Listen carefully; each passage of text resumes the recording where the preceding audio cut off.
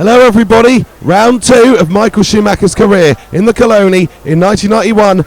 The Spanish Grand Prix returns after a year off the calendar and it is being held at Jarama. I've never driven Jarama before, so this should be interesting.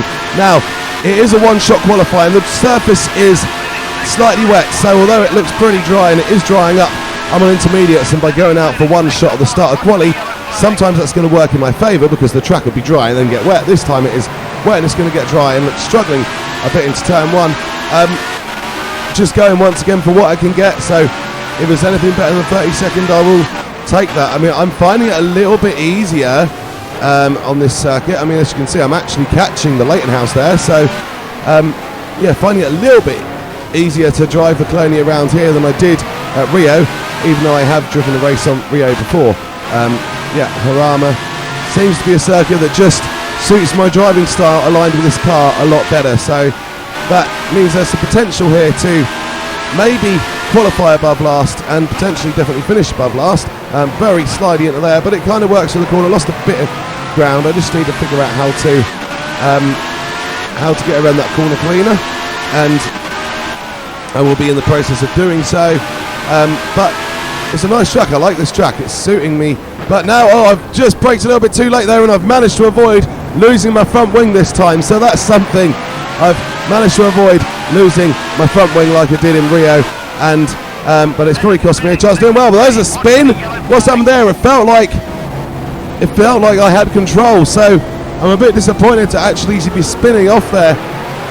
So yeah, I don't know. It felt like I had control over the car, and I'm losing it again. I think I've got damage from when I hit the wall. It's not front wing this time, but I'm going to flick the camera out to see what it is.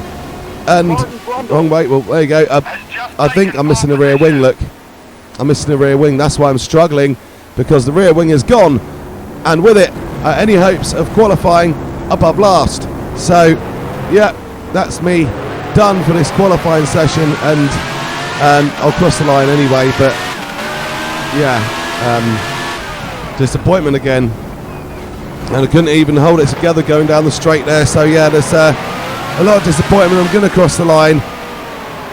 I'm going to pull off now at the, not in the pit lane entry, but on the other side to see what the order is after qualifying. There you go. So Senna on pole in his Williams, Prost, Mansell third, so not quite as strong as Rio, but still up there. Patrese fourth, Boutsen and Berger, that's the top 6. Brundle again shining in his Tyrrell in 7th place.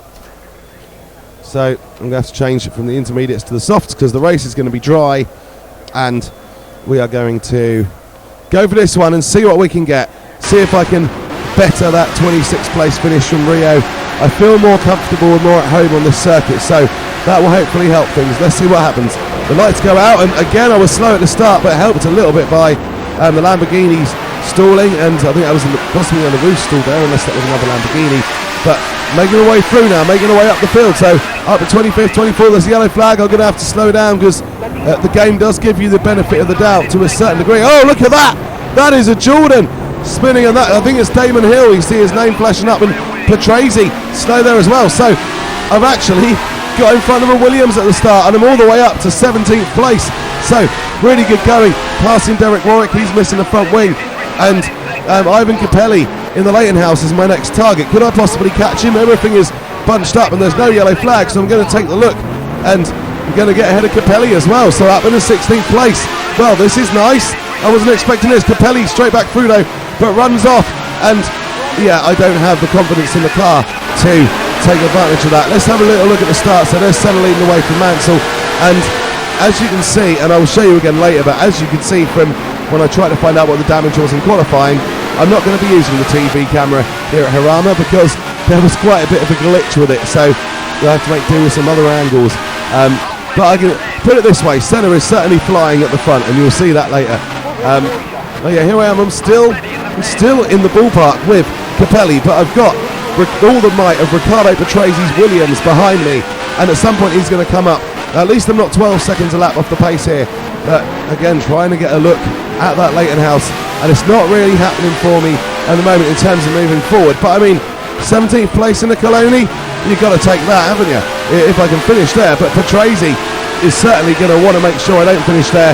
He has got the Williams. That is one of the best cars in the field, and in the hands of Senna it is winning the race, and I'm trying to hold it off, but I'm in Coloni. What can I do? I'm trying to just balance my line. Patrese is there, but he's put himself off in the same position as he was in the first lap, and Lacey sneaks past Patrese, so I was a little bit slow through there. I think at certain corners the car doesn't seem to want to pick up. Here is what happened to Damon Hill. So you see Damon, he's hit his teammate Moreno, of all the people to hit, and that's a terrifying crash. And Damon, well, he's lucky to walk away from that one, in all honesty, because that was a horrible, horrible crash. And Damon Hill, having had such a decent debut in Brazil, is out of the race at the first corner. And here goes Schumacher, aka me, as you know, still trying to pursue Gugelmin now. I think Capelli's past Gugelmin. I'm trying. Now, actually, there's been a retirement ahead of me. I'm not sure who it was, but that's moved me up into 16th place. I didn't repass Capelli, so yeah, it's been a retirement. It's moved me up to 16th place. Then I have a Lacey applying just as much pressure as Patrese, but at least he's keeping Patrese behind him for now, because that would be a much more certain case to lose my 16th place. And yeah, unfortunately nowhere near the points, but this is a good race for me, and you know, it brings hope for the rest of the season that you might just be able to pull something off. We've just seen Piquet in the Gallara there on the top, on the standings, drop behind Lato's Ligier for 10th place. Here we go, and again making a corner. Now that corner did catch me out on my warm-up lap, which you didn't see, but it's not caught me out since, so pretty happy with that. Patrese is now back behind me and in a position to attack, and it's going to be difficult, I think, to hold that Williams off, but I'm certainly going to try it. But look, the car is now sliding around more. I'm struggling a lot more, and Patrese has got away through. I'm trying to fight it back, but he's run wide. I'm going to try to get it back again, but the Williams is just too quick, and at this point now the Coloni is losing grip, and I'm going to find it harder and harder to stay ahead of Jean Lacey, because I just don't have the car underneath me now. This is a real shame, because the race has been good, but I've got a little bit of a flick there and another flick, and Lacey's gone through, and Caffey is going through, and I drop down to 19th. Griar in the Minardi is the next person to come up behind me, but I think he's a couple of seconds behind, so hopefully I can hold on now. But it's a disappointing outcome compared to where I was, although, you know, I've got to be grateful. I think, is there a car with a rear wing up ahead? Might he delay? There might even be Gugelmin or someone like that, but he's going to delay these guys. But again, the car is not responding to what I want it to do, just getting very loose at the back, and I've basically got to accept where I am, because I can't do anything else. I'm still on the pace of the guys ahead though, so that is very encouraging. You know, Schumacher has driven this Coloni to its limit today. He's done an absolutely brilliant job, and that is why we're not using TV cameras, because yes, I was flying in this race, but I think it'd be a bit frustrating watching highlights like that. So let's see. So we're going to watch a replay of what happened to Riccardo Patrese at the start. Why he dropped back? It was Gerhard Berger that happened to Riccardo Patrese at the start, and yeah, Boots and Nannini all going through, and Brundle could have actually nipped into the points, but Patrese blocked him when he spun around, so that cost, I think that was Martin Brundle, might have been Palmer, but it was certainly one of the Tyrrells, and it's costing them the time. There we go. Senna was absolutely flying today, and he has won the race in brilliant style to go with that. And so, but Mansell still leads the championship, because Mansell finished in second place, Mansell on 16, Senna on 10, Prost third for the second race in a row, he's on 8, Berger was fourth, Nannini was fifth, getting Benetton's first points of the season, and Boutsen was sixth. The constructors, Ferrari 22, Williams 16, McLaren 11, Benetton 2 and Tyrrell 1. And this is how Nannini passed Boutsen, because we were saying last year, last race, that the top three teams are virtually impossible to beat this season, but I think Nannini managed it. He managed to pass Boutsen, and did Boutsen have a problem, or was it on merit? It was very definitely on merit. That Benetton has certainly run well in the hands of Alessandro Nannini today.